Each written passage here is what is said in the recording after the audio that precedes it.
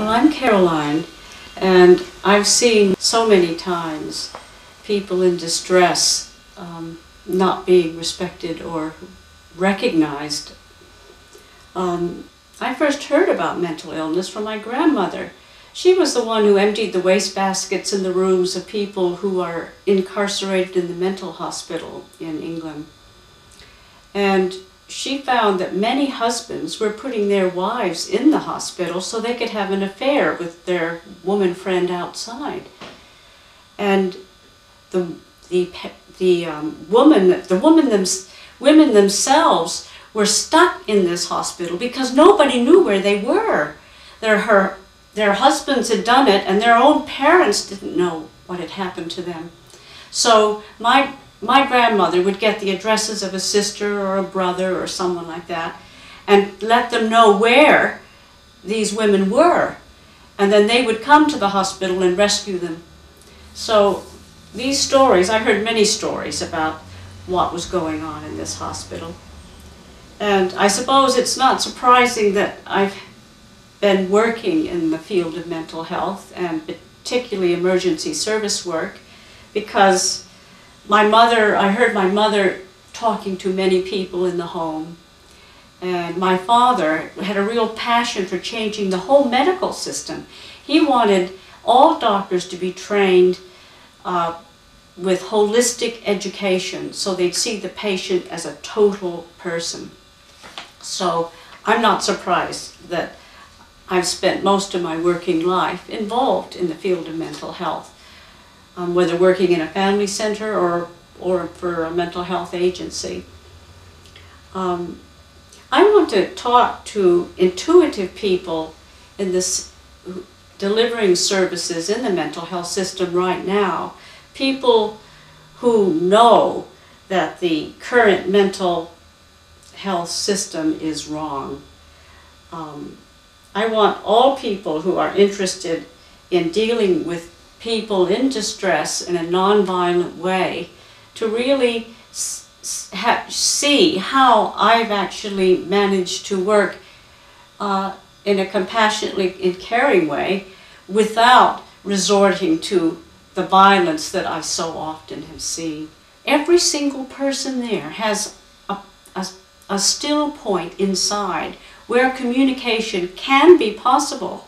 In fact, I believe it's essential for everyone to recognize that that person has a deep inner knowing of what's going to work for them and what they need. And we, as professionals, if anything, have a duty to recognize and find that. Not just stamp it out, not just decide, oh, we've got to stop the noise, we've got to stop the chaos. And in fact, staff's own fears end up just dominating the scene. I just want to say that during that moment, it was all spontaneous. I was letting the person feed me with what they wanted and establishing a sense of trust between us. And I hope showing our mutual respect for one another. I was called to a scene and I had no time to do anything. I had to establish a relationship in a different way. I arrived in the acute care unit. There's only one person there, and they call me when things are really out of control. A woman was going to put her fist through the window. There was a long area of wall before she hit the window. I could see she didn't want to put her fist through. Banging this wall slowly, very slowly, moving towards the window. That arm was full of scars. It had happened so many times. I tried talking to start setting up a relationship. She was not in that place. She was gone. She was just in this constant hitting, loud hitting. And so I just grabbed a chair and I put it, about 5 or 6 feet to the left of her, still between the window and her, and I put a second chair. I got down on my hands and knees and I started pounding the chair, saying, "Life is a bitch. Life is a bitch." I got completely into it. When she came, I kept doing this till she came closer to the chair. she knelt down and started hitting the chair. We're both screaming, shouting.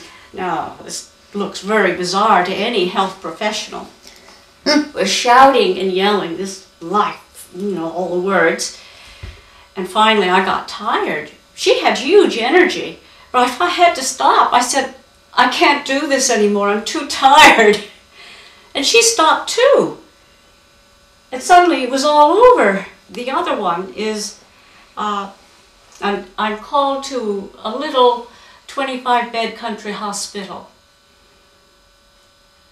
There's a naked lady lying, older woman, lying in the entrance to the whole hospital, and that's the emergency entrance too. It's very difficult. It's in the middle of the night. She's thrown a tray at a staff member. They're all frightened. They're all helpless. Oh, what are we going to do? Oh, we're so glad to see you. I thought, my gosh, this, you know, this big deal. So I looked around, there she was. Well, I actually was standing up, she was down there, and I thought, well, this isn't going to work. We're too far away. So I laid down next to her on the floor. And not too close, not too far, just a comfortable distance. And I said who I was. And in rural places, like in rural America, you say where you come from, you know. So I said I'm Caroline, and I live in Canaan, and we live, you know, just outside the village, a little place here. And she told me where she was, and so it turned what was really looking like something that was never going to go anywhere, and she was just going to lay there. We sort of had a way of talking to each other, and then we talked a bit more. And I said, "Well, are you know, they want you to go to your room, you know, because it's embarrassing because you're naked here and there's people who come in, you know, for emergency care." And I said, "Well, it looks like I can't get you to go to your room, but that's what I'm supposed to do." And for a few minutes she sat there, still laying on the floor, and she suddenly said, "Okay, I'll go." So that didn't require any huge draconian measures or dragging or even drugging, because that incident was over. This is the thing that people don't always realize. This huge, intense outpouring of energy is out, but it's not going to last for hours unless you jump on top of them or take them away or drag them away. And she walked back to the room. That was it. These are the things that don't have to be hugely dramatic.